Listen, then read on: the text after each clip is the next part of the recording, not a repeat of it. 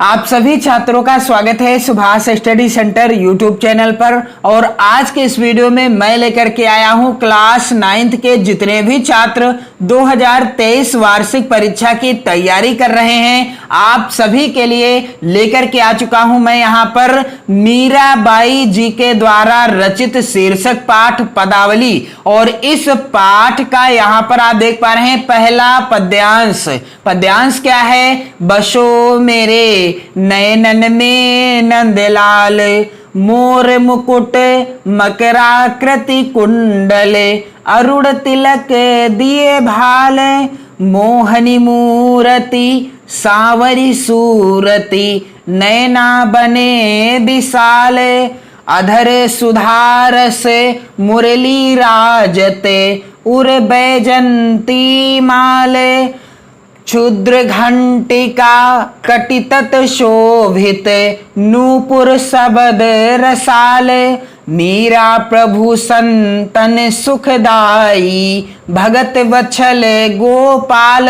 और इस पद्यांश पर आधारित यहां पर आप देख पा रहे हैं 3 प्रश्न पूछे गए हैं। पहला प्रश्न क्या है कि मीरा किसे अपनी आंखों में बसाना चाहती हैं। दूसरा प्रश्न है मीरा ने भगवान श्री कृष्ण के सौंदर्य का वर्णन किस प्रकार किया है। और तीसरा प्रश्न है उपर्युक्त पद्यांश में किस रस की अभिव्यक्ति हुई है। तो पहले क्या होता था कि पहले पद्यांश आता था और आपको पद्यांश का संदर्भ लिखना होता था। क्या संदर्भ लिखना होता था और व्याख्या भी लिखनी होती थी तथा काव्यगत सौंदर्य भी लिखना होता था। लेकिन अब क्या होगा, 2023 का जो एग्जाम होगा आपकी वार्षिक परीक्षा का, इसमें आपसे पूछा जाएगा। यहां पर आप देख पा रहे हैं मॉडल पेपर के द्वारा मैं आपको बता दूं कि प्रश्न संख्या 22 का के अंतर्गत निम्नलिखित पद्यांशों में से किसी एक के नीचे दिए गए प्रश्नों के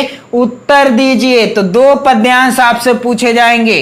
यहां पर आप देख लीजिए, यहां पर 2 पद्यांश पूछे गए हैं। आप देख पा रहे हैं कि दोनों पद्यांशों के नीचे 3-3 प्रश्न दिए गए हैं। और यहां पर यह पद्यांश भी है जो मैं आपको बता रहा हूं, बसो मेरे नयनन में नंदलाल। और इसके बाद यहां पर देख लीजिए आप सभी 3 प्रश्न हैं, इनका आपको उत्तर देना है, जिसके लिए आपको कुल 6 नंबर मिल जाएंगे। तो चलिए कैसे आपको इसका उत्तर देना है। और जो महत्वपूर्ण पद्यांश हैं प्रत्येक पाठ से मैं आपको वीडियो के द्वारा प्रोवाइड कराता रहूंगा। आप चैनल को सब्सक्राइब कर लें और वीडियो को शेयर करते रहें। तो पहला प्रश्न है कि मीरा किसे अपनी आंखों में बसाना चाहती हैं। तो इसका उत्तर क्या होगा। और आपसे एक आग्रह है कि आपको इस पद्यांश की या किसी भी पद्यांश की व्याख्या आनी चाहिए, तभी आप इस तरह के पूछे गए प्रश्नों का उत्तर दे पाएंगे। और जिसके लिए आपको चैनल की प्लेलिस्ट में वीडियो प्रोवाइड करा दी है ऑलरेडी ही,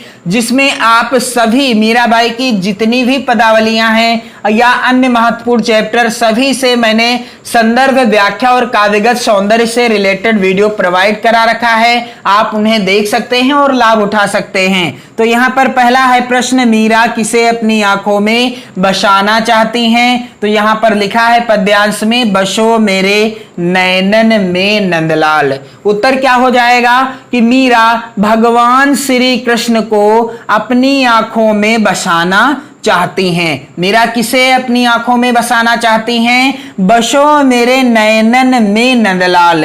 मीराबाई कहती हैं कि हे नंदलाल यानी भगवान श्री कृष्ण, आप मेरे नेत्रों में बस जाओ, मेरे नयनों में बस जाओ। और प्रश्न कह रहा है कि मीरा किसे अपनी आंखों में बसाना चाहती हैं। तो बिल्कुल आसान है उत्तर, पद्यांश में ही मिल गया। मीरा भगवान श्री कृष्ण को अपनी आंखों में बसाना चाहती हैं। इसके बाद दूसरा प्रश्न है, मीरा ने भगवान श्री कृष्ण के सौंदर्य का वर्णन किस प्रकार किया है। तो यहां पर आप देख पा रहे हैं पद्यांश में लिखा है मोर मुकुट मकराकृति कुंडल, अरुण तिलक दिए भाल, मोहन मूरति सांवरी सूरति, नैना बने विशाल।